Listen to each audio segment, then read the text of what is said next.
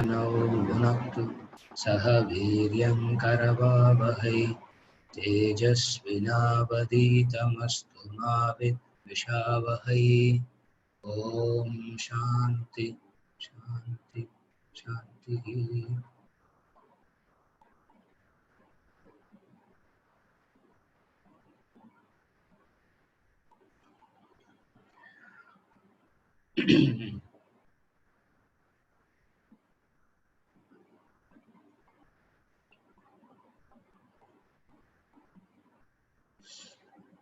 We have a couple of clarifications. We'll take that clarifications.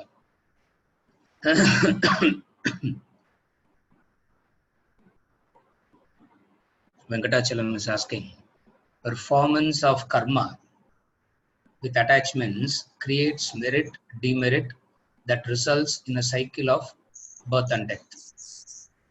I heard from our discussions that the doer is not the intellect, mind, body complex, and Brahman is the doer. Question 1. Who then goes through the cycle of birth and death for the merits or demerits?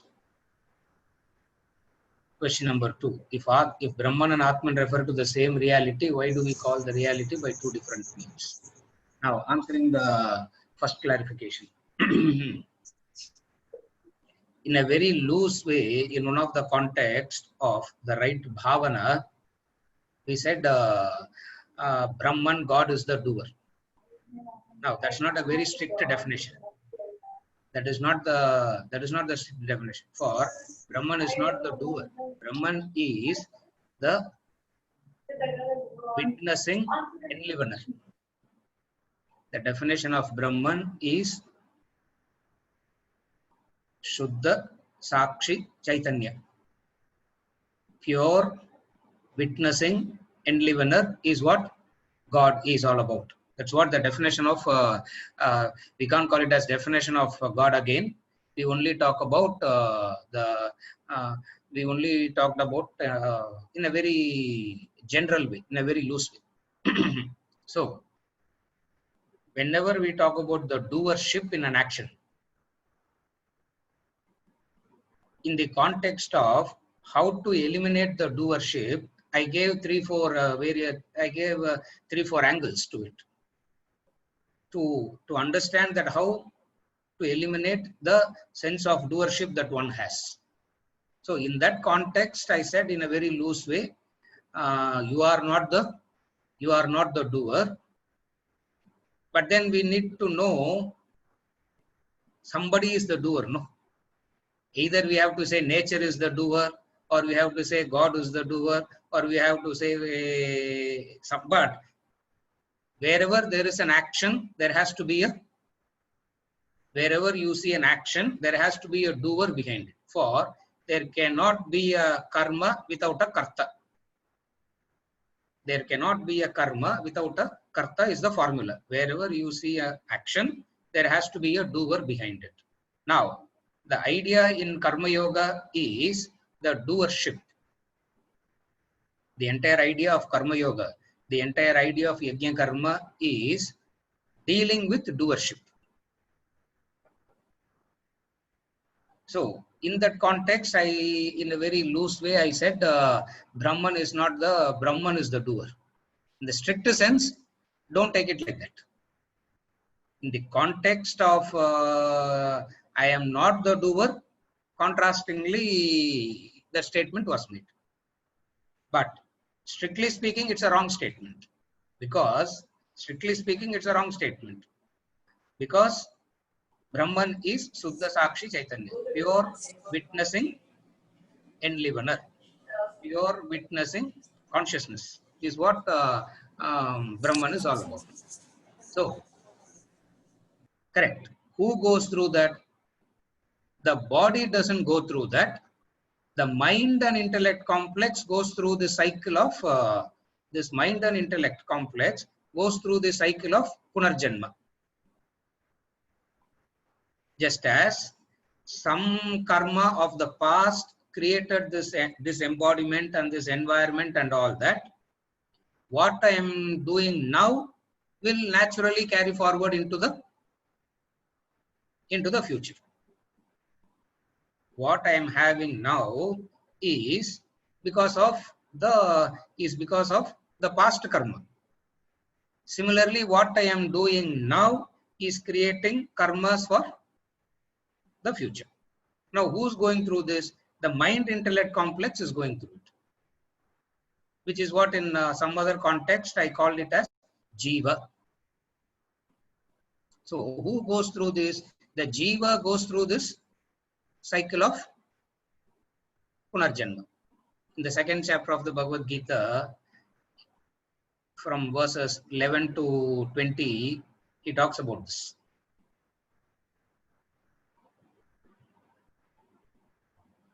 वासांसि जीर्णानि यथा विहाय नवानि गृह्णाति नरोपराणि तथा शरीरानि विहाय जीर्णानि अन्यानि संयाति नवानि देहि. He uses the word dehi there. Dehi means the one who is occupied the deha. The one who has occupied the deha. So, he brings in a very subtle distinction. So, he doesn't say that deha is going through that. He says that dehi is going through that. So, you can call it as dehi, you can call it as subtle body component, you can call it as jiva. In different contexts, we use different terminologies. But concept remains the same. So, yeah, is it okay? Yeah. The second question. Why, if Brahman and Atman refer to the same reality, why do we call the reality by two different names? We give two different names for identity purposes, for our sake. Space is one entity. This is the Upanishadic example. It's not my example. Space is one entity. With reference to not contained by anything, we call it as space. The moment that space is contained by something, like a pot, we call it as pot space. So, Brahman is equal to space, Atman is equal to pot space. Now, space per se, there is no difference between pot space and the total space. Space is indivisible. Space cannot be distinguished like that. But yet, we give these two names because in the practice of nididhyasana, in the practice of contemplation, Abhyasa Vakya says, I am Atma Brahma. This Atman is Brahman. This Atman is Brahman. Pot space is total space. Pot space is total space. And then in the Anubhava Vakya, in the fourth stage, he doesn't call it as Atma. He calls it as Aham Brahma Asmi. He doesn't say Aham Atma Asmi. He says I am Aham Brahma Asmi. So Brahman and Atman refers to the same reality. The two different names in relation to the identity. Brahman in relation to totality, Atman in relation to the individual. When the consciousness is enlivening that individual in that perspective, it will be called as Atman. When the same consciousness enlivened with the totality, it would be called as Brahman. The difference between Brahman and Atman is like the difference between pot space and total space. Pot space is in relation to the pot. Even in relation to the pot, space still remains the same. The pot cannot trap the space, no? Pot is in relation, even though we call it as pot space, space per se cannot be captured by the pot. The walls of the pot cannot divide the space, even though it appears to be so. So that is the connection between Brahman and Atman. Is it okay, sir? Now, Sriram. Last week we talked about the guy who dropped the atomic bomb and how he tried to kill himself. You mentioned that it was ego and heightened self of doership, lack of objectivity that led him to it. Why do you think it's not his conscience that resulted in this guilt, but rather was his ego? Since he is not a decision maker, he should forgo what his inner voice is making him feel. Isn't that why soldier suffers from PTSD, post-traumatic stress disorder? They kill because what's demanded, that's what is demanded, but it does damage internally. Correct. PTSD. Over the last week, I wouldn't say over the last week, quite some time, quite a few people I am talking about this PTSD. And PTSD is what is happening to children after writing the exams. PTSD is what is happening to kids after they finish their exams. And I say, where is the battle that you went there? What is the fight that what is it that you saw there? Now, apart from that, so this PTSD is such a common thing nowadays. Now, coming back to that atomic bomb fellow, first thing is the conscience functions with knowledge and understanding. Conscience should not function by conditioning.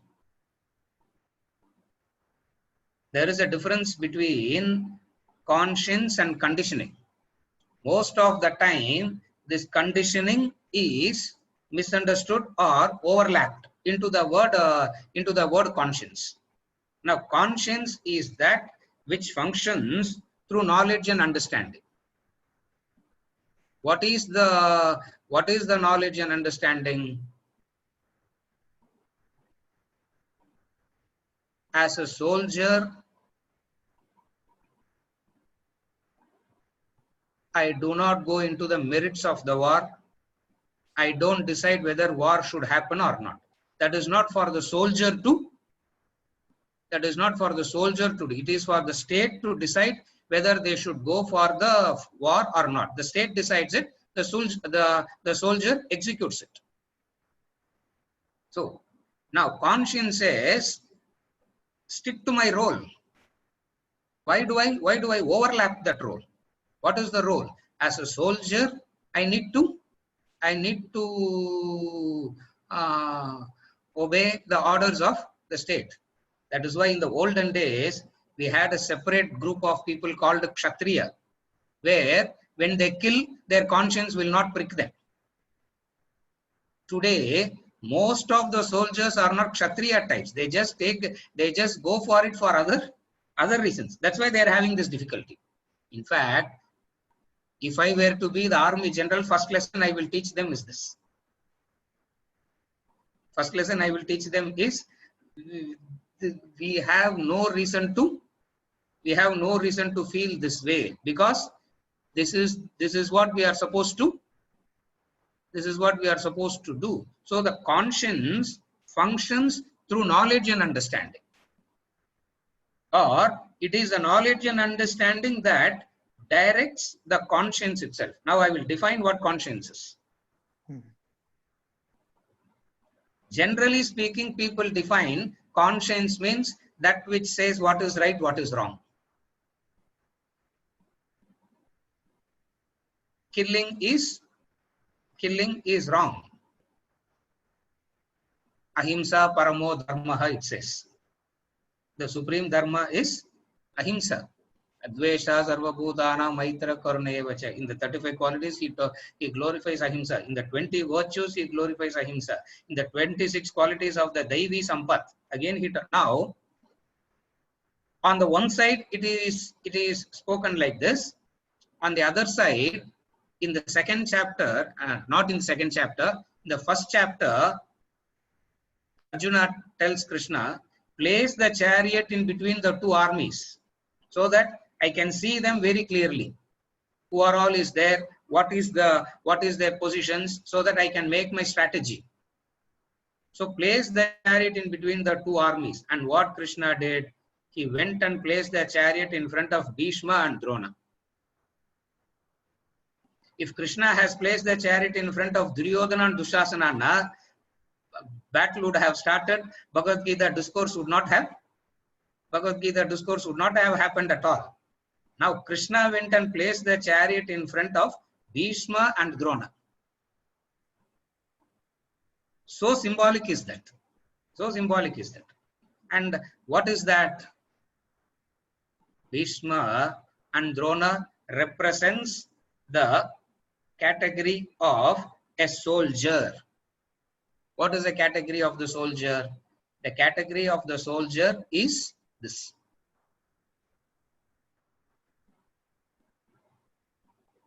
The soldier doesn't decide when to go to war or when to retreat, even though he is the one who is executing.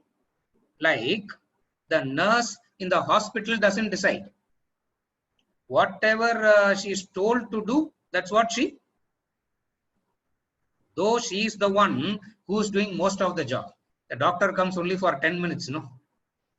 It is the nurse that is sitting there for 24 hours. She is the one who is administering everything. But she cannot decide anything. Even though she can say, I know more than the doctor, I am there, all this doesn't apply to the conscience. Conscience says, what is your role? Who are you? Nurse. Who are you? Soldier. Stick to that role. This is how conscience functions. But what happens is, mind takes over after a while.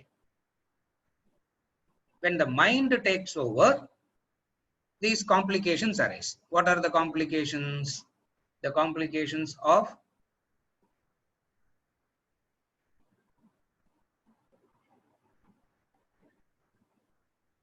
he takes a responsibility over the action.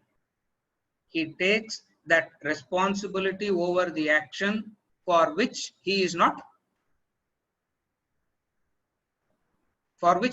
responsible.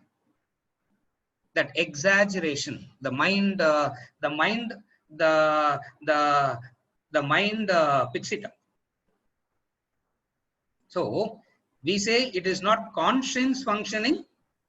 We say it is not conscience functioning. We say it is the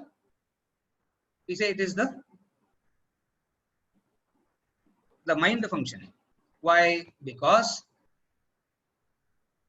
to discuss whether to be bombed or not, to discuss what kind of bomb has to be used, to discuss what kind of things has to be used, all this is not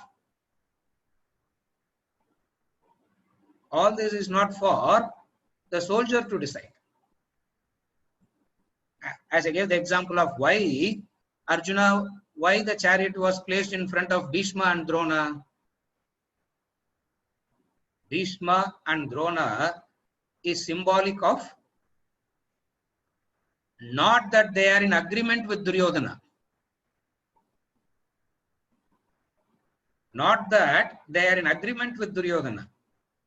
But then that's what they ought to do as a soldier. So they are standing there ready to fight. Arjuna, emulate them and fight.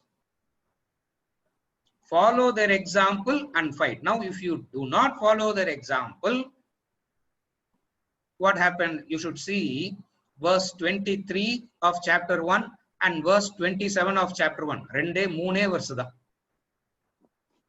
Where Arjuna says, I want to see the enemies clearly. I want to see them clearly to fight. And in verse number 27 of chapter 1, he says, father-in-law, brother-in-law, uncle, and all that he starts talking. He has personalized it. The moment he personalized it, he is no more a soldier. Similarly, here this man has personalized it. What is the personalizing? He has crossed the boundary of the role has a boundary, and he has crossed that boundary. Conscience is that which says, why are you crossing that boundary? You should feel guilty only if you have not dropped the bomb. You need not feel guilty to have dropped the bomb. You should have felt guilty only if you hadn't dropped it. And when Bhishma and Drona were fighting, that's where even today people have this debate club discussion. Yeah, eternally they keep debating. How can Bhishma and Drona, great personal, fight for Duryodhana's side? And the way in which they fought, the sincerity with which they fought, the dedication with which they fought, even Pandavas couldn't do that. Why this confusion? It's not the problem of conscience versus conviction. It is the problem of doership versus conviction.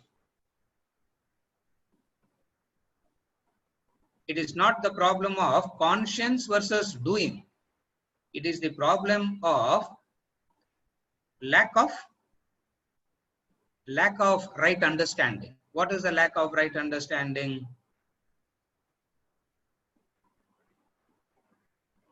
As a soldier, what am I supposed to do? I am commanded to do it. I do it. He is not able to restrict it there. His thinking has gone beyond the scope. So Aravindan uncle, how did you define conscience again? Thiruppi and the definition solrala. Yeah, again I'll define. Yes, conscience is that which directs a person to the higher values with understanding. So, in this case, okay. So there's about 2 years ago, I saw this documentary. It was called Soldiers of Conscience. Yes. 4 American soldiers basically, in one sense, disregarded the orders and acted in accordance with their conscience. And this documentary became a rave hit because it sparked a huge debate within the army community out here in the US. One of the persons said something very interesting. They from them, this position called as a conscientious objector, one who's objecting to this thing through a certain sense of conscience. A designation was given to such a soldier within the US Army called as a conscientious objector. What he said was like what you said. In the case of Arjuna, I feel like Arjuna sadly didn't see that he was fighting a dharmic war or a righteous war. And when he had someone like Krishna on his side, the Lord himself, it should have been easy for him.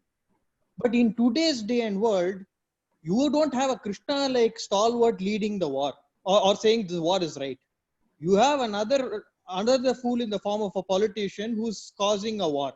So you don't even know whether fundamentally this war is dharmic or not, unlike Arjuna's war. Perfectly correct.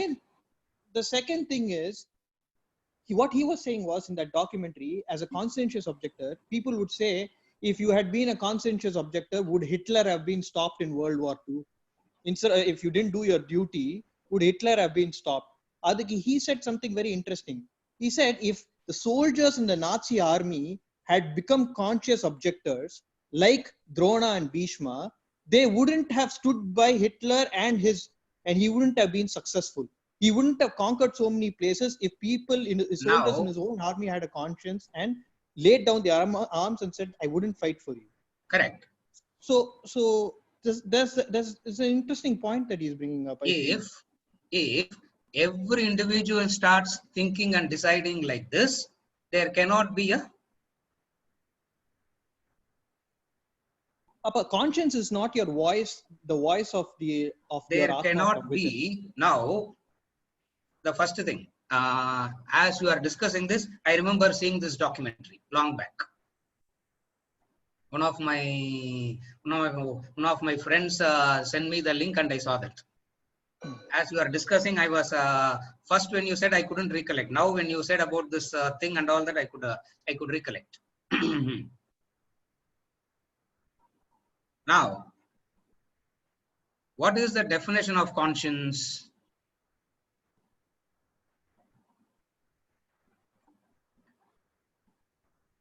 Conscience is that which points out to something higher. Now, the statement is very good. What is higher? Who is qualified to decide what is higher? What is the universal definition of accepting something as higher? Now, when we get into these things don't exist anymore. Right. When we start up to, if we don't analyze that statement and take the statement per se by itself, there is no problem. But then if we go into a deeper analysis, it comes to a point where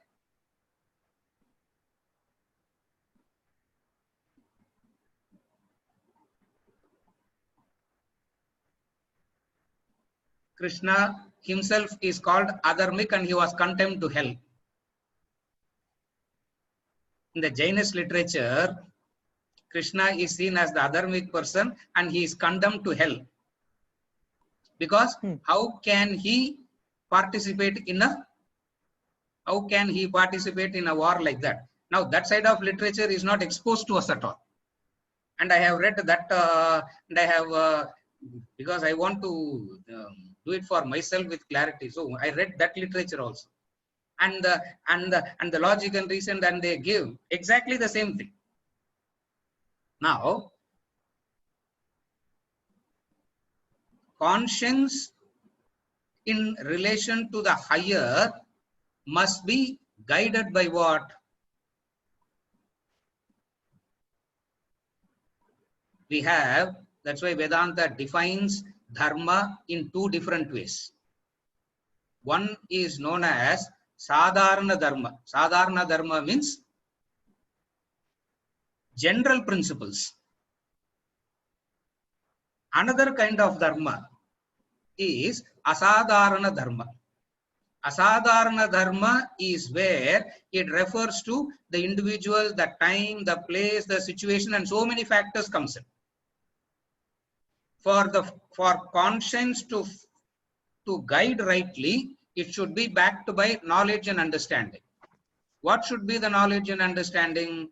What is Sadharana Dharma and what is Asadharana Dharma? What is the Dharma? What is the Dharma of each and every role?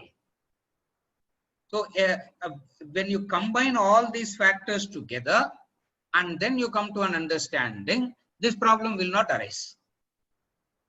Otherwise, what happens is it's a clash of, they take the Sadharana Dharma and it is connected with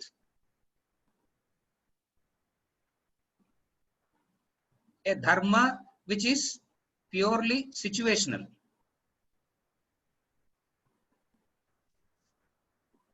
And any kind of righteousness that we are talking about is always, any kind of righteousness that we are talking about always carries this notion, carries this difficulty of what?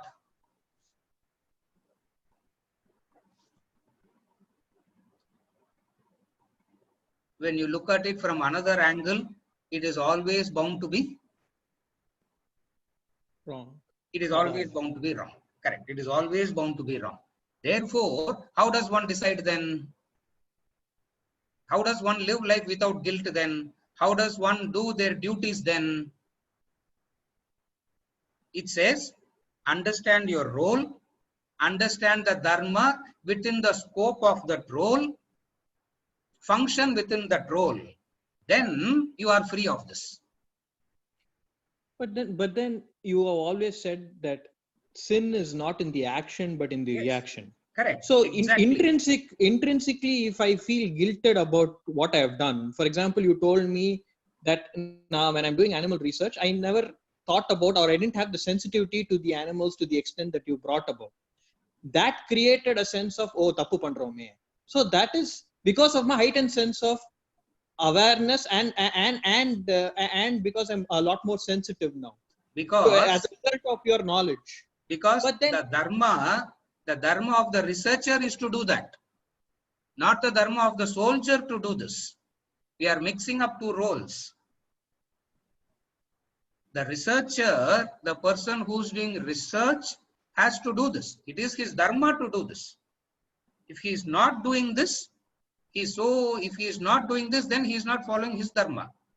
Now what is the dharma of the soldier?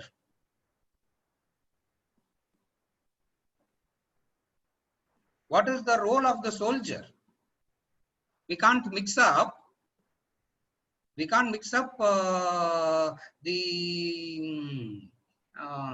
we can't mix up the roles and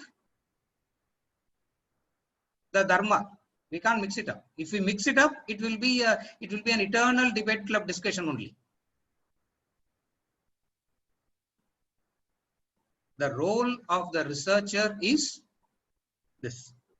The role of a soldier is this. The role of a teacher is this. The role of a student is this. Now, the dharma is the conscience. I'm still defining conscience. The conscience has to be in relation to the function of the conscious is in relation to the role. It cannot be a general thing. For if it takes a general thing, we can get into absurdities in logic. We can get into absurdities in functioning. What is absurdity in functioning? It's like saying even you are killing plants also, no. Killing animals is wrong means he's not killing plants also wrong, and then they'll come and say no, it doesn't have a nervous system, and then they will come and say no, how do you say that? Now there will be an endless debate, which is the subject matter of thinkers. Now who should do this debate? Who should do this debate? The thinkers must sit and do this. A soldier should not. If the soldier is doing this, if a soldier has started to think, first thing what he should do, he should not be in the 8th standard NCC selection நடந்தது ஸ்கூல்ல. So they were asking who are all wants to join NCC. நானும் கை தூக்கினேன். I also want to join.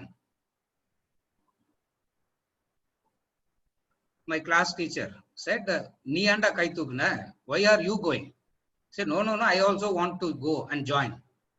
Okay. உனக்கும் அதுக்கும் சம்பந்தமே கிடையாது. I wanted to prove my teacher wrong. For that reason only I went and joined NCC. First day, the senior, who do you call the senior fellow as? I don't know who were the senior. I forgot the name of the senior fellow there. He said, 5 round சுத்தி வரணும் ground. We all started running. Halfway through the 3.5, he blew the whistle and said stop. ஓடுன 15 பேர்ல 13 பேர் stopped. 2 of us turned back and said, இன்னும் 1.5 round பாக்கி இருக்குது. He said, 2 more rounds for you, he said. 2 more rounds for you. Why? Because even if I say 5 rounds and you start running, if I say stop at the 4th round, you have to stop. If you don't do that, you are not fit. Another 2 round ஓடி 2 நாளைக்கு நடக்க முடியல. I couldn't walk for 2 days. My teacher said, நான் தான் சொன்னேன், you go and all your வாய் வச்சு நீ சும்மா இருக்க மாட்ட. Why did you go there? Now, inside, after a long time, I understood that field is not for me. It's not that the field is wrong. Who is qualified for that? If my conscience has to function rightly, I need to know that this is the field of activity, and this field of activity is bound by some certain rules and regulations, and I need to abide by the rules and regulations. I can debate about it. I may not agree with it. I can fight it. I can change it. All that is allowed.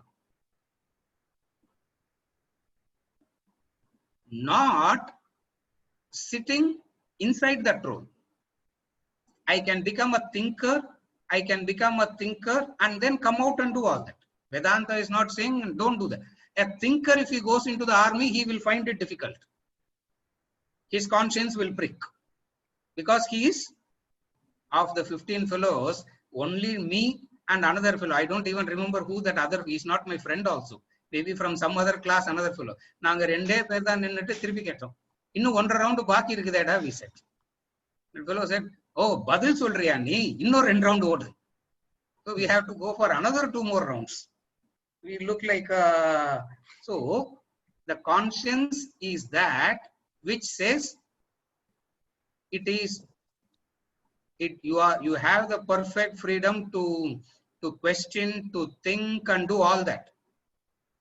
That freedom is not taken away. But for the conscience to function, it needs a boundary. Thinking gets organized only when there is a boundary. Conscience needs that boundary. If conscience is not given that boundary, what happens? We go. If conscience is not given that boundary, mind goes in various directions, and it will pick up from very many things. To conclude, why it is a problem is because predominantly the human beings are emotional thinkers. We are not dispassionate thinkers. We are all emotional thinkers, mostly. So in all our thinking, emotion comes and emotion flavors that thinking, colors that thinking. Conscience is nothing but a dispassionate thinking. Yeah. So I think again, now I was thinking conscience was the voice of the Atman, or of the Lord within, and you should train yourself to listen to your conscience because it will always be right. Correct. But நீங்க சொல்ற definition I have to still sit and understand it better. Correct. But one thing I wanted to ask you was, அப்படி இருந்ததுன்னா, if that is the role of a soldier is not to question. For example, then these changes, like earlier they used to use torture as a means to extract information. Now some soldier would have outed after he tortured someone, this is inhumane. And then now it is a crime to torture someone or do waterboarding. Correct. So otherwise there would have been no reforms if no soldier had any conscience. Correct. But because of the soldiers who had some conscience, there are some positive reforms even when it comes to code of conduct of killing. It's a wrong word to say conscience. He started thinking. Of the 100 soldiers who were doing that, 2 fellows started thinking. And it is the thinking that brought about this transformation. But he need not feel guilty that he tortured 90 before. That is the difference. Are you able to follow? The 2 fellows have started thinking now. They came out and they brought in the changes. Now that they have brought in the changes, they need not feel guilty and try to commit suicide that they did torture 90 fellows before that. Okay, I get it. Is it okay? It's very subtle, but I get it. Yeah, it is a bit subtle, but easily graspable only. It's not that difficult. Seriya? Okay. Thank you. I congratulate myself. No, the whole idea is this. Thinking is allowed. Reforming happens only through thinking. These fellows were all thinkers. That's why they came out. See, like some of the fellows, what is that? That Cuban reform things. I saw all these videos. You know that the 2 fellows, the soldiers came out and reported, and the whole thing got dismantled and all that. Now they are the thinkers. And when they do that, they need not feel guilty. That's the whole catch. The formula is this: human beings evolve in knowledge and understanding. Now that you have got some clarity, I'm giving you the formula for thinking. The wise man of the present should not punish the ignorant man of the past. The wise man of the present should not punish the ignorant of the past. That's the formula. Now that he has understood it as wrong, he need not whip himself for what he did in the past. This is getting emotional about it. Are you able to see the distinction now? Correct. So the formula is this: since human beings, knowledge keeps on, the horizon of knowledge goes on increasing and increasing and increasing. With the improved knowledge, my past always looks wrong. And they say, Nadi Moolam, Rishi Moolam, Pakudadu, they say. Because if you see it with the heightened awareness, with the heightened knowledge, if you analyze your own past, 10 out of 10 things, 9 will be wrong only. But then getting emotional about it is what leads to all this. That's where Vedanta comes and says, now that your awareness has increased, your knowledge quotient has increased, don't punish yourself for your past. One. Second is, you punishing is going to create another vicious cycle of the same problem again. That is why we say, yes, acceptance. I was ignorant in the past, I did it. Now that I am wise, I will not allow it to happen anymore. I will fight for it. I will stand for it. I will give up my life for that. But I will not feel guilty and punish myself for my past. This is the very subtle. This is a very subtle difference. It's a hard thing to practice, though I understand the subtlety. It is to be that dispassionate. Yes, is hard. Very hard. It is hard. Adukada in the 12, which is what how to get this dispassion is what Krishna is struggling to explain in 650 verses. Because it is not easy. We are not saying it is easy. We are not saying it is difficult. Just as balancing in that 1-inch seat, theoretically so difficult, before you learn how to cycle, you bring in the physics, you bring in the law, you bring in everything. And how can you balance in that 1 inch? How can you balance in that 1-inch seat? And once you have learned it, it is difficult. And intellect is that which would make it possible. I'm not saying easier. Intellect is that which will make it possible. Effort is the same, but intellect would make it possible. Seriya? Yeah. Now, Jiva or Brahman, Mohan is asking, is Jiva or Brahman are different? Yes. Jiva is the individual. Brahman is the pure consciousness. Jiva is the individual. Brahman is the pure consciousness. There is a difference. Okay, sir. Is it okay, Mohan? Okay, sir. Okay. Yeah. Because we use the God, Atman, Brahman, truth, Jiva also in the synonymously. So I am Correct. having that doubt whether it is same or different. It is different. It is different. Okay. Jiva is different. Jiva refers to the individual. Okay. Okay. Brahman refers to the pure consciousness, enlivening factor. Can I say it is a pot space? Jiva is a kind of... Jiva is the pot. Okay. Jiva is not the pot space. Jiva is the pot. Okay, okay. Jiva is the pot. Don't say Jiva is the pot space. That is wrong. Jiva is Okay, the okay. pot. Just as even though the pot has a form, that pot cannot contain the space. Even though perceptibly it looks like the pot has trapped the space. Okay. So you can't say pot space is Jiva. You should say Pot is space. pot is Jiva. Sorry, pot is the, yeah. Pot is Jiva. Okay, okay. Space, the space outside the pot and the space inside the pot is one and the same. The Correct. Jiva is the pot. Okay, okay. Seriya?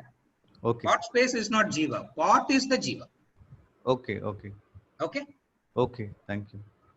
Yeah. Bala. Brahman and Atman will exhibit differently as long as there is an existence of Upadhi. The moment Upadhi disappears, the space is unified. Brahman and Atman will exhibit differently as long as there is an existence of Upadhi. Bala. Brahman and Atman do not exhibit differently. Your perception of it is different. Brahman and Atman, they don't exhibit differently. They are one and the same. It is the Upadhi that brings in an apparent difference. So there is no difference between the two. You can't say Brahman and Atman will exhibit differently. They appear to be different. Just as pot space appear to be different from the total space. And space has got nothing to do with the pot. The coming of the pot, space doesn't get diminished. The destruction of the pot, the space doesn't get purified. Either way, space remains in its own pure form. But the upadhis means, just for those people who doesn't know the Sanskrit, upadhis means equipments. Upadhi means equipments. The moment the equipment disappears, the space appears to be unified.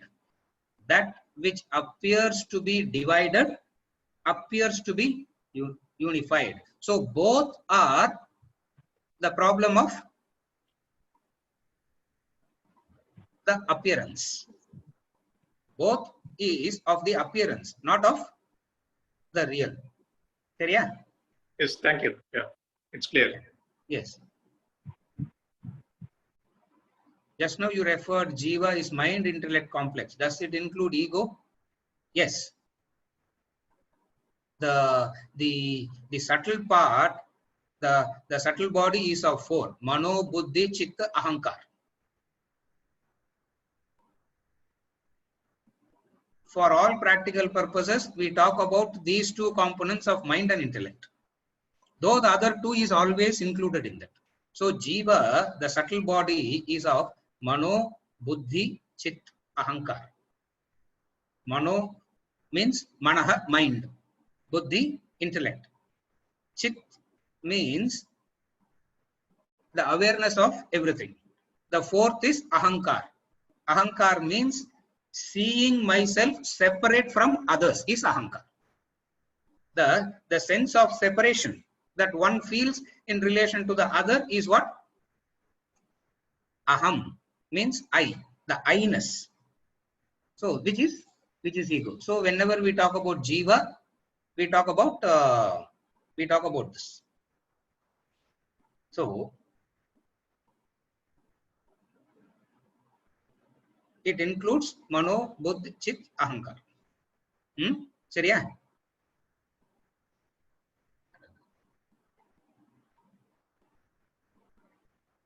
I remember I am Jiva and not body. If you can remember that you are the Jiva, if only you can remember that you are the Jiva, you have moved from Karma Yogena Yoginam level to Jnana Yogena Sankhyanam type. If only a person can remember that he is the Jiva. Lokesmin in chapter 3, verse number 3. Lokesmin Dvida Nishta Pura Prokta Mayanaga Jnana Yogena Sankhyanam Karma Yogena Yoginam. The two categories of people. The yogis and the jnanis. The moment I realize that I am a Jiva, I switch over to the category of Jnani. Is it wrong to say that I remember that I am Jiva and not body? When spiritual development doesn't happen at all, the person says, Aham Sharira. At the second stage, he says, I am not the Sharira, I am the Jiva. At the height, he says, I am not the Sharira, I am not the Jiva, I am Brahma. So, from Aham Sharira to Aham Jiva to Aham Brahma. So, three stages of development.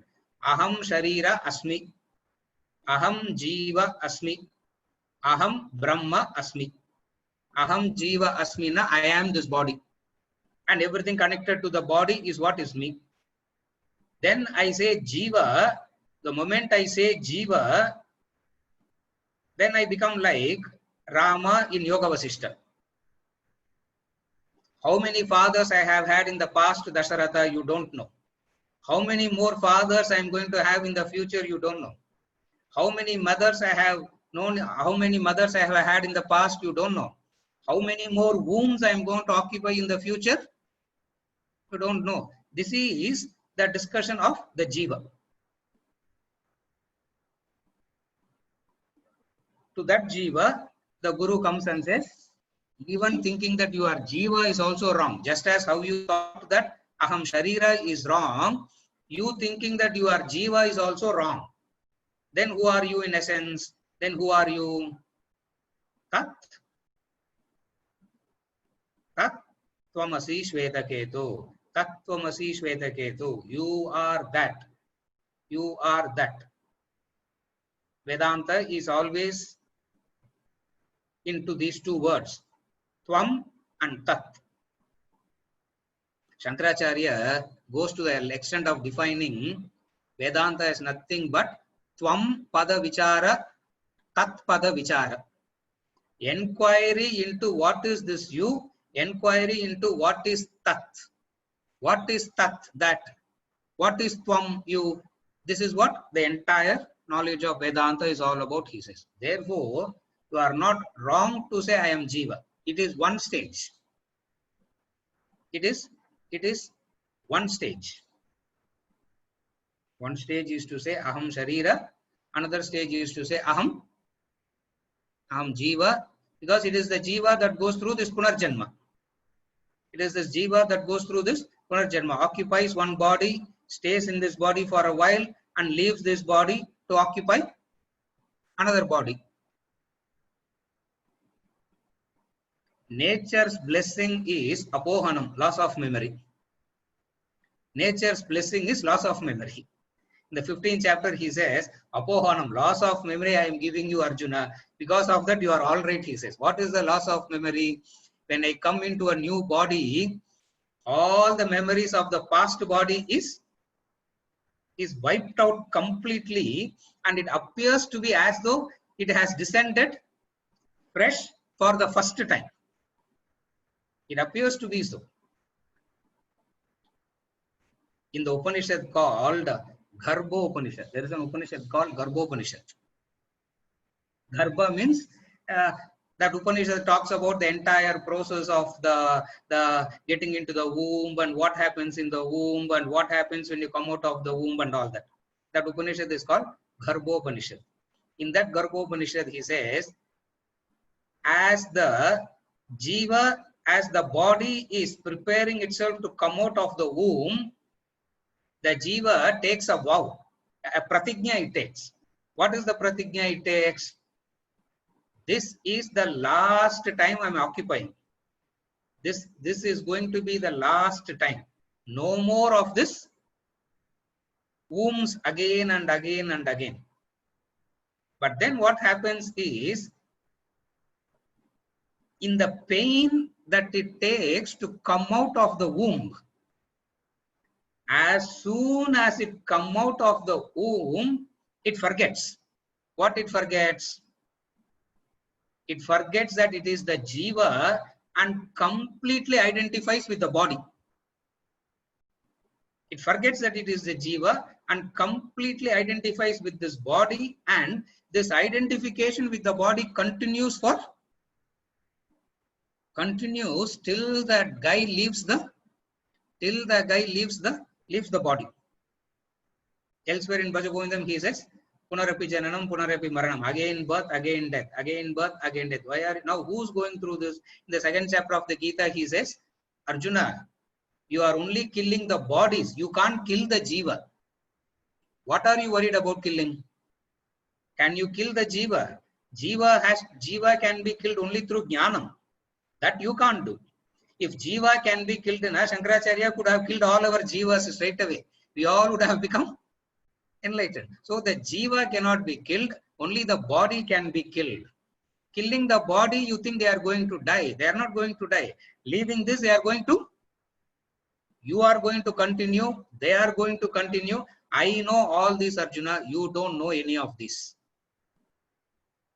Chapter 2 is such a, in chapter 2, he gives the formulas succinctly and then he develops these formulas.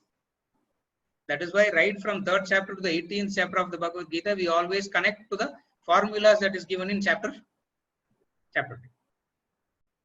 So, I am the jiva. You can say that.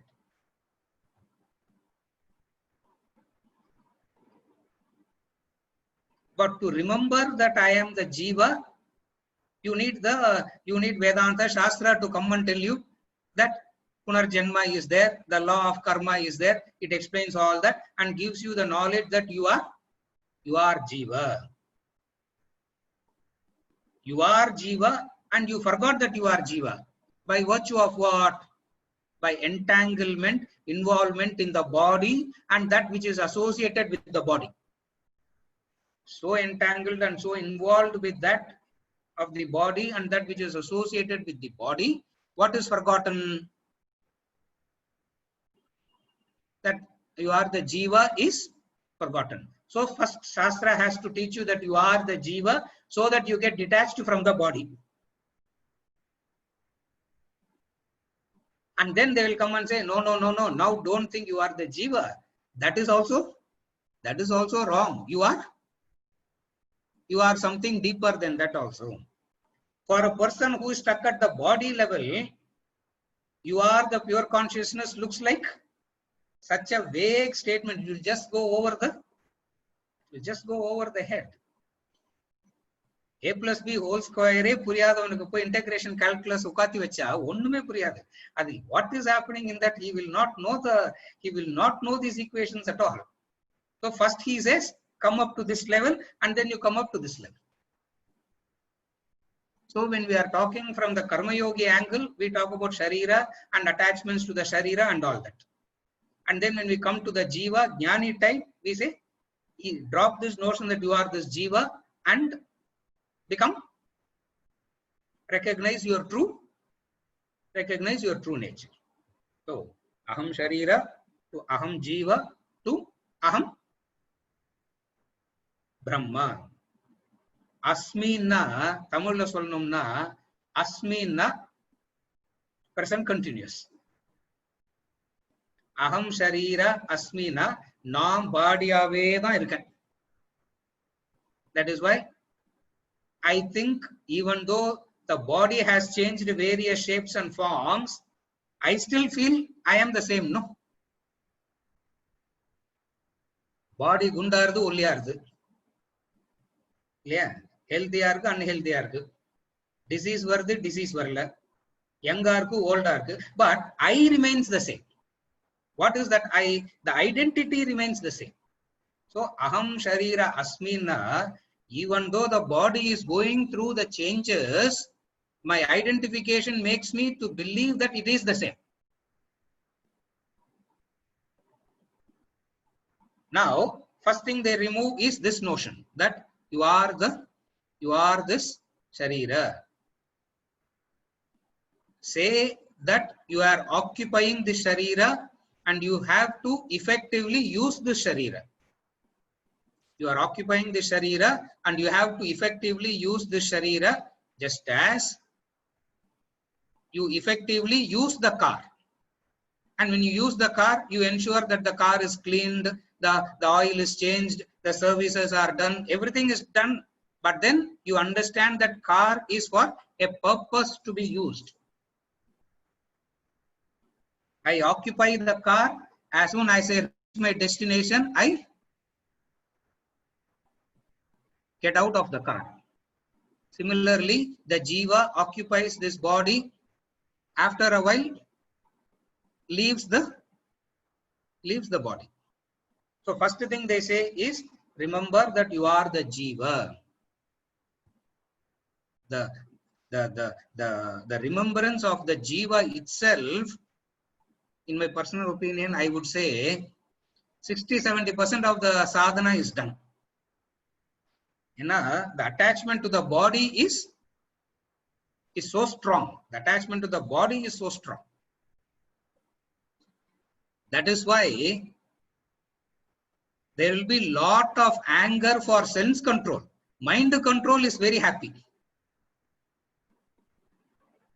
Everybody will easily agree for controlling the mind, but very few will agree for sense control, because not because of the subtlety and all that.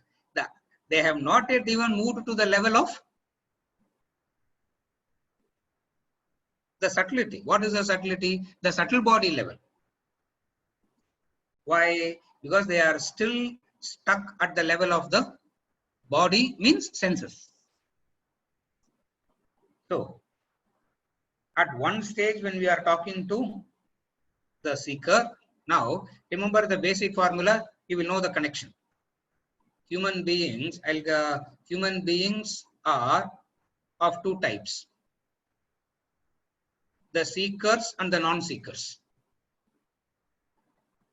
When we say seeker, means seeking the higher. Non-seekers means not seeking the higher, but seeking the lower. Now, of those who seek the lower, there are two types. One who seeks the world without any rules and regulations, in a way that they want, even if it means torturing and killing and causing pain to others. Fulfillment of my raga dvesha is important for me. That is category 1. Category 2 is, no, I fulfill my likes and dislikes, but I will fulfill it within a boundary of discipline. Now, this is also non-seekers only, because they are still seeking the world fulfillment of raga dvesha only. From these two, evolve the third category. What is the third category? They are still a victim of raga dvesha. They are still affected by likes and dislikes and these emotions, but they have changed the direction. They are called karma yogis. They are called karma yogis. And when they do this yajna karma and all that is going to prescribe, we mature into a jnani, means a contemplator, a thinker. Why we say contemplator, thinker is because body can be seen and perceived. Jiva can't be seen and perceived. So much of thinking has to be done again and again and again to even grasp this concept of jiva. And then to that person it says, not even this jiva, get to the original state. So remember human beings as non-seeker 1, non-seeker 2. Seeker 1, seeker 2. Most of the time what happens is this non-seeker 2 is misunderstood as this non-seeker 2 is the moralist. This non-seeker 2 is an ethical moralist person. And this ethical moralist is misunderstood as a spiritual person most of the time. He says, no, no, no. They are still pursuing likes and dislikes only. The only difference between non-seeker 1 and non-seeker 2 is non-seeker 1 knows no boundaries. Non-seeker 2 says, my fulfillment of likes and dislikes, but I will pursue it within a boundary. Now, this non-seeker 2 is the one who is confused a lot, who gets affected a lot. Why? Because they want to pursue their likes and dislikes. At the same time, they have a boundary, and that boundary comes and creates a lot of chaos in thinking, lot of confusion in thinking.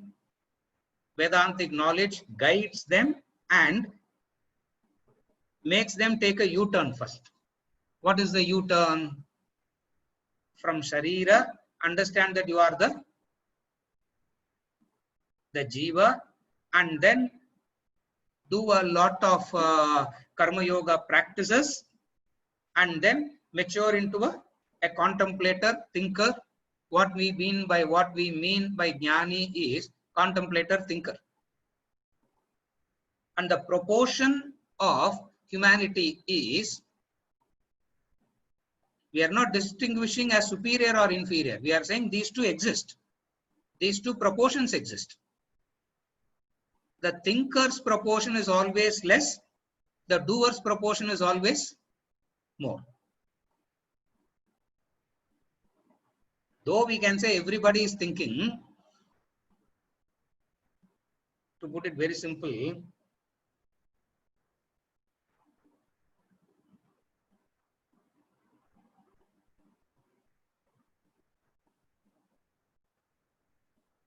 of those who finish graduation, how many gets into research? Very few. For a thinker, why it is difficult to get into the research? The difficulty of research thinking is what? After spending 2 years, 3 years on something, at the end of the 3rd year, you can come to the understanding that all that you have been doing is completely wrong and start all over again. Now, that the vast majority cannot handle. So what do they need to do? They need to practice Karma Yoga. We are not saying, Vedanta is not saying they are inferior people or lower people. There is a path for liberation for them also. That is Karma Yoga. The small minority is the thinker. And who's the thinker?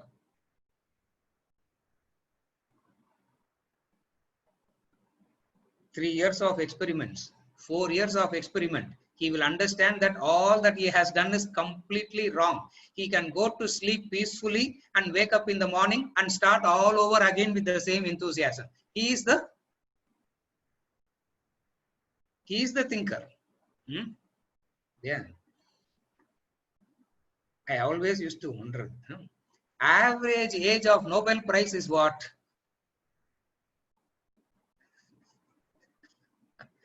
How much time it takes?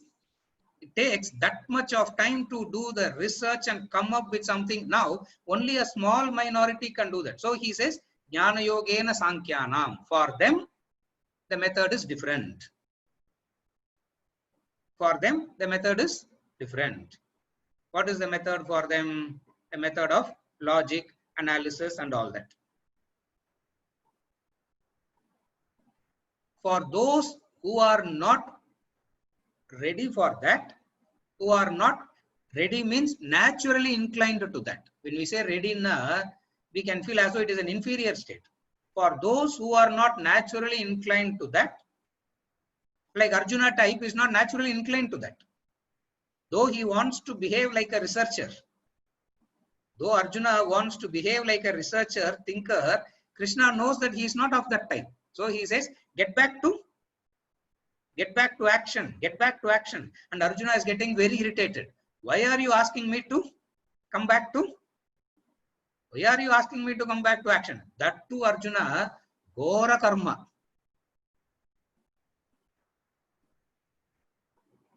Ghora Karmani Rana Samudyame, he says. Rana Samudyamena battlefield. Rana Samudyamena battlefield. Battlefield means, what is battlefield? What is battlefield? Pain for everybody. That is battlefield. Pain for everybody. Whether he is the winner or the loser, pain is, that is the word battlefield. Rana Samudyame. That's why they say life is battlefield. There is no winner, there is no loser. Everybody ends up with some kind of a pain or the Asmin Rana Samudyame. I am stuck in this Rana Samudyame. Krishna, I want to get out of it. Why are you asking me to stay in this? He says, Arjuna, you speak like a thinker. You speak like a thinker. Prajnavadamsha bhashase. Ashochanan vasho, verse number 11, chapter 2. Ashochanan vashochastvam prajnavadamsha bhashase. Kathasuna kathasuscha nanushocanti panditaha. You are talking like a thinker, Arjuna. You are not a thinker. How do we know that you are not a thinker? The thinker will not know grief. Failure will not cause him grief because he has understood research means, thinking means, thinking means it can go wrong. He has the, we don't say humility, Allah. He has the capacity to accept it and not get dejected by it and start all over again. Arjuna, you are not of that type. If you are of that type, what you would have done?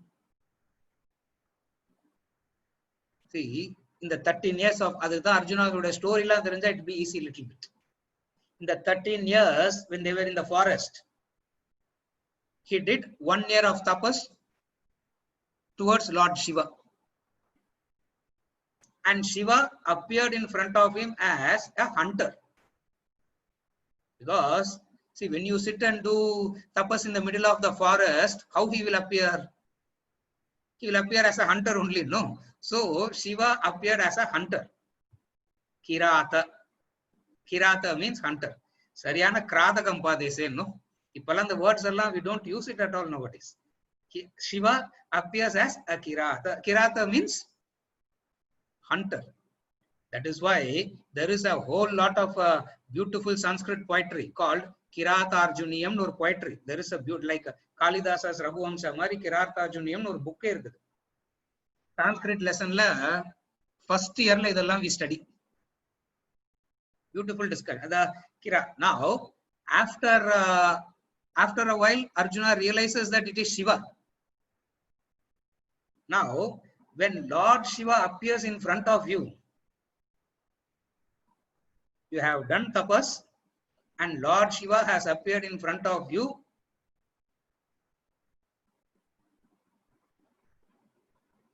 What will the wise one do? He will immediately prostrate and say, give me moksha, no?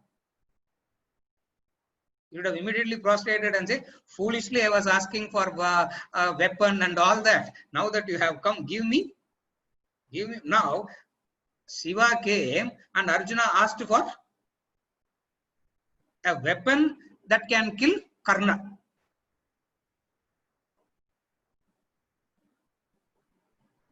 It means what? Even when he is in contact with the higher, the focus is still on something lower. Ramakrishna Paramahamsa gives this beautiful example. He says, the mind is like this eagle, like a, not vulture, he says, not eagle. Vulture the scavenger, eagle is not a scavenger, no? Eagle can take a live creature, kill and eat. Vultures don't kill. That's why they are called scavengers. Ramakrishna Paramahamsa, yeah. It took me a while to understand the difference between eagle and vulture. Because Ramakrishna Paramahamsa uses this example of vulture. He says, this mind is like the vulture, he says. Why? It flies so high in the sky. How much ever height it takes, where is its focus? The focus is on the rotten flesh, he says. Mind is like that. How much ever you fly high, you imagine that you are flying high. That's what he says. Prajnavadamsha bhashase. You spoke like a wise man, Arjuna. You spoke like a wise man. But who's a wise man? Who's a thinker? A thinker is one who doesn't get dejected in a crisis. He's a leader. A crisis comes, and where everybody is dejected, that man is not dejected. Where is that energy coming from? Where is the strength coming from? Vairagya, dispassion. It comes from that. It comes from this quality called Vairagya, dispassion. An emotional person will not have this Vairagya. So he gets so involved. Now, what is the method for his evolution? The method for his evolution is, he says, Yajna Karma. Yajna Karma. And when you do this Yajna Karma, yeah, எங்கெங்களோமா சுத்திட்டு at least முடிக்கும் போதாவது டெக்ஸ்டோட connect பண்ணலாம்னு connect பண்ணிட்டேன். யஜ்ஞ கர்ம ஞான யோகேன சாங்கியானாம் கர்ம யோகேன யோகினாம். Arjuna, you need to do this. You need to do this action. Don't try to escape from action, because if you escape from action, what will you do? What you have escaped from, you will feel guilty. What you have run away from, you will feel guilty. Not only you will feel guilty because you have run away from what you ought to do, wherever you go, you will not be doing the right thing there also.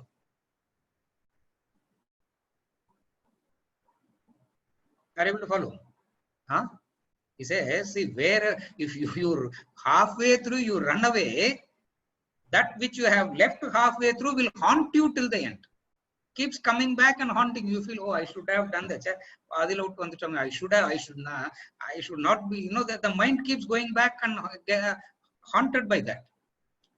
Not only haunted by what it has left behind, wherever it is, it would not be doing what it ought to do. To put it very simply, Arjuna,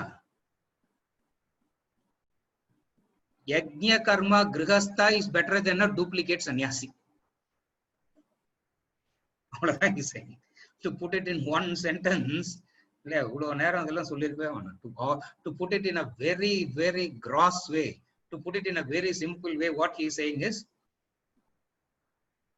Yajna Karma Grihastha, Yajna Karma householder is a much better person, has a much better chance for evolution than 21st century God man, he is saying. That's the only thing. Because Arjuna wanted to do that. Krishna, knowing this, he says, Arjuna, don't do this. Don't make this mistake. Don't make this mistake. And why Krishna is interfering? Because Sishyasteham Shadimam Twam Prapannam, Arjuna has surrendered. Duryodhana didn't surrender. Yudhishthira didn't surrender. Bhima didn't surrender. Who surrendered? Arjuna surrendered. And to Arjuna who has surrendered, how can he allow him to do the wrong thing? So he will go on and on and on explaining what is the right thing that he has to do. And what is the right thing that he has to do? If you are not qualified, if you are not an adhikari for that, don't go there. If you are not an adhikari, if you are not a qualified, don't go there. For where you are itself, you can evolve. It's not that where you are is a wrong place you are in and that is the right place. What Arjuna is thinking is, he is in a wrong place. Being in a wrong place, how can I grow? I have to go there to grow. Krishna says, no, no, no. Where you are is the place for you, and this is where you need to grow. What does that mean? Practice yajna karma. And what is practicing yajna karma means? 4 stages. First, do karma. Stage number 1 is do karma. Instead of being a parasite on another, do karma. At 50, if I were to ask, at 50, if I were to say, I had a useless father because he didn't leave any estate behind, what am I doing till 50? So first thing he says is, do karma. Second thing is, do karma sincerely, conscientiously. Third thing is, do karma for a paropakara, for a loka sangraha. Fourth stage is, do karma, do it sincerely, conscientiously, do it with paropakara, and remember the divine that is guiding you to do this. Stages he takes us into action. First he says, niyatam kuru. Niyatam kuru na second stage. First he says, karma kuru. Do action. And then he says, niyatam karma kuru. And then he says, this niyatam karma for loka sangraha. Then he says, loka sangraha, vote and department, it will become a social work. Don't stop with that. Take it one step deeper also. Remember the remembrance of the divine. So these 4 steps is what is covered in yajna karma. So when we talk about the higher stage, lower stage is included in that. It is not saying no to the lower. Are you able to follow now? Whenever we say remember the divine and act, what you should remember, these 3 are already included in that. What are the 3? Karma kuru. What is karma kuru means? Action is the insignia of life. You cannot remain inactive even for a split second.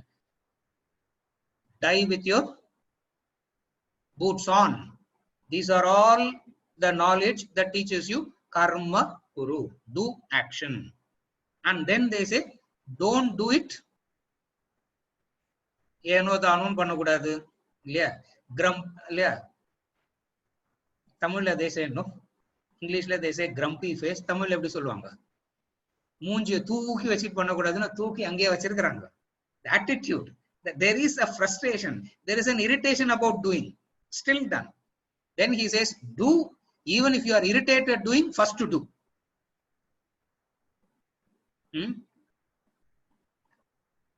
அதுதான் faking is, அது என்னது? Some Mahavakya you said yesterday, faking is better than இல்லையா? அமெரிக்கால அதான் சொல்லி சொல்றாங்க.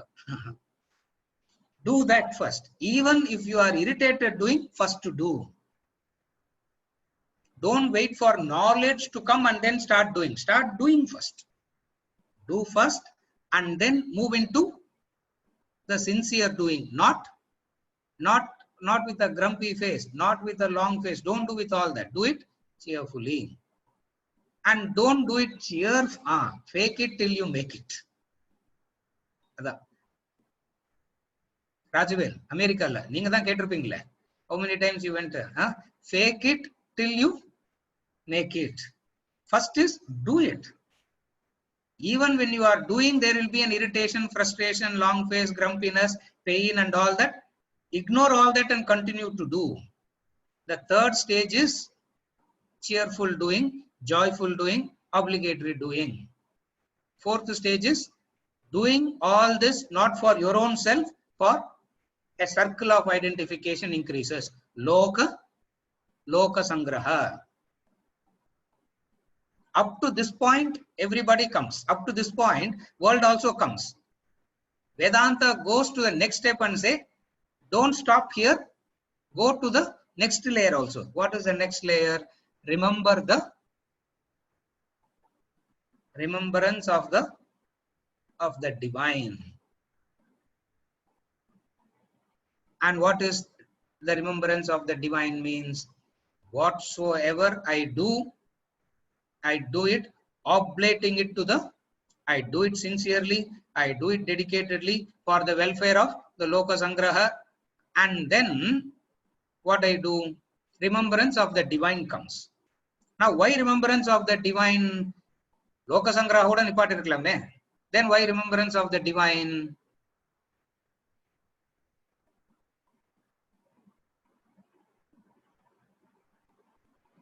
If I do not bring in the remembrance of the divine, I will become a reformer.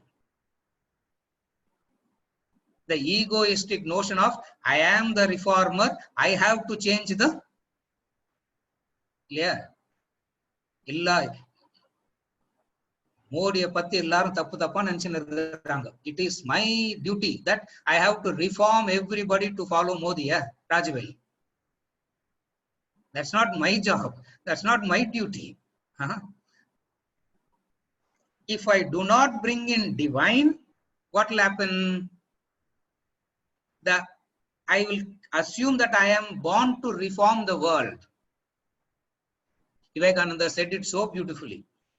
God didn't create the world thinking that Vivekananda is needed to make it better. So, remembrance of the divine takes care of the very subtle ego also. What is the subtle ego? I am the doer. What is I am the doer means? I am the reformer, and if I am not there, everybody will go to dogs, and it is my job to do this. He takes that burden on himself. So remembrance of the divine, what it does, removes this ego also. So yajna karma takes care of all these. Yeah.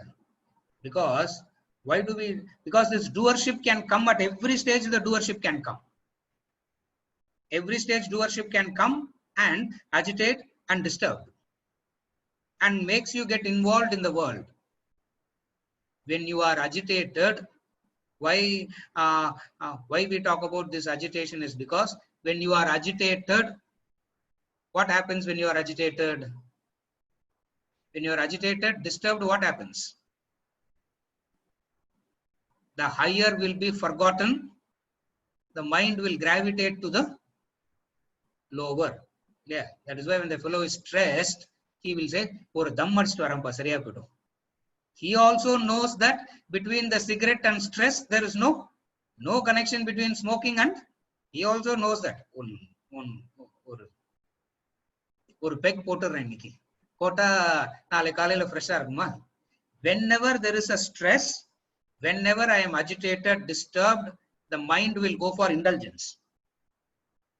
That is why we are so careful to say don't get agitated, don't get disturbed, because the mind immediately go for indulgence, and in that indulgence, all the good work that you have done, you undo. All the good work you have done, you keep on undoing that. Therefore, they say practice sense control, practice brahmacharya, practice self-control, so that you don't get agitated. This is how yajna karma comes and talks about the doership at every level. It takes care of the doership at every level, because doership is that which agitates you, and when you are agitated, the tendency is to immediately resort to something to something lower, indulgent. I am so agitated. Let me do upavasa today. Varma. I am so agitated today. Let me practice maunam today. Varma. Whenever the mind is agitated, it tends to go towards the lower, because that agitation becomes a justifiable reason for indulgence. Are you okay? The mental agitation becomes a justifiable reason for indulgence. And what is wrong with indulgence? Raga dvesha increases, punarjarma continues. You continue in the cycle again and again and again, aimlessly, purposelessly. With the last example, I conclude. Ramatirtha gives an example of doership. What is the doership? Ramatirtha gives a beautiful example. A person got into the train and he is carrying the luggage on his head. He is carrying the luggage on his head. The Swami sitting next to him asked him, "Why are you carrying the luggage on your head?" He said, "I don't want to burden the train. As it is, the train is carrying my weight. I don't want the train to carry the burden of the luggage also." Swami said, "Foolish man. Anyway, the train is only carrying you and your luggage. Freedom from doership can be done in two ways. Ignorant way of freedom from doership is this. See, when you carry weight in one shoulder, it pains. And then you shift it to the other shoulder. When you shift it to the other shoulder, there is an immense relief from pain. Have you ever noticed it? There is an immense relief from pain. Very soon, the left shoulder starts pain. Again, what will I do? I have to shift it to the right shoulder. Now, shifting from one shoulder to the other shoulder is not solving the problem. What is solving the problem? Don't drop the action, drop the doership. Don't drop the action, drop the doership. Yajna karma guides us into it. And Yajna karma guides us into it. With this, I conclude for today. And we continue.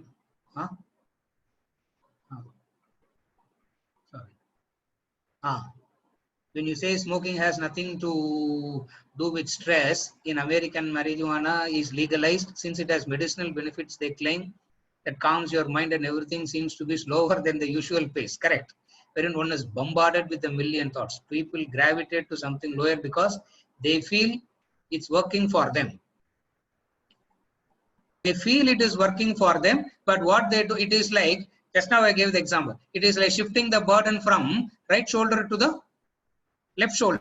When you shift the burden from the right shoulder to the left shoulder, there is an instant relief. There is a very good relief, but what they don't realize is what they brought in as a solution itself is going to turn into another problem. Yeah. That's how it works. With this, conclude for today, and we continue next Sunday. Venkat, அடுத்த வாரமாவது hopefully யஜ்ஞ கர்மாக்குள்ள போயிடுறேன் நான் திருப்பி. கோச்சுக்காதீங்க.